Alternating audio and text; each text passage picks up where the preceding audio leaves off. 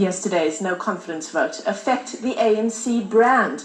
Well, Solly Mweng is a reputation advisor and is also the CEO of Don Valley Consultancy. He joins us now from our studios in Cape Town. Solly, thanks so much for your time this morning.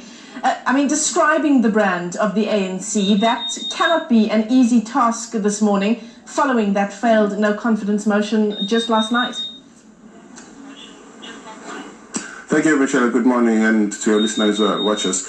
Look, what happened yesterday is not doing anything to the ANC brand that was already not done before. The ANC has lost a lot of appeal in the learned masses of South Africa. 20 years ago, 30 years ago, 25 years ago, the ANC used to appeal across the board. The most intellectual to the most poor who are without education used to love this brand. Now that emotional appeal is gone, and the ANC should be asking itself what it wants to be known for today or tomorrow or in 2 years' time when you go to the next elections. And it doesn't seem to care what people think about it anymore. So it's really just heading downward, southward, unstoppable. Solly, the story of brand ANC, it's as you say, it's not a simple one. Let's take a look at Nkandla and Parliament's ongoing defence of the president back then. In terms of brand management, what should the ruling party have learnt from that? Look, people keep saying that what happened yesterday divided the ANC or showed that the ANC is divided. The ANC has been divided for a long time. The ANC as a brand needs to know what it wants to be known for, but it also has to have values that everybody respects. It doesn't have a set of values that are led from the front by the leader of the ANC. So it's very hard to manage this brand. If you paid me to manage this brand, I would probably run away. You can't have a credible brand that is led by somebody who's totally discredited as the ANC leader has. And within the party itself, we have different sections and different points of power. Different people want different things. There's a little minority that's growing that wants to say the right thing for the ANC, that keeps appealing to the values of yesterday, of what the ANC was meant to do for South Africa. But there are also people who are not asking the right questions, who are not making the connections. Just this morning, I had a lady being interviewed at the Women's League's gathering about what she would ask the president to do. And she said, I want jobs. But she's not making the connection between the conduct of the ANC and the state of the economy. So people are not using the information that is out there to ask themselves, why are we here? It's because of the ANC. And the ANC is playing on that. Sorry, you're talking about mixed messaging, and that really came through yesterday, just in terms of the narrative that the ANC was following, which was that yesterday was about regime change, that it was about unseating the ANC. We saw all of the opposition parties who took to the podium in Parliament yesterday trying to clarify that point in terms of the fact that their motion of no confidence was not against the ANC itself, but against President Jacob Zuma in particular. Yeah, well, that was a technical play. Everybody knows that where the motion to pass, Zuma and his cabinet would have to go, but Baleka Mbete, who's still chairman of the ANC, would have to be an interim president for 30 days. During that 30 days, surely the ANC could elect Cyril Ramaphosa to lead it.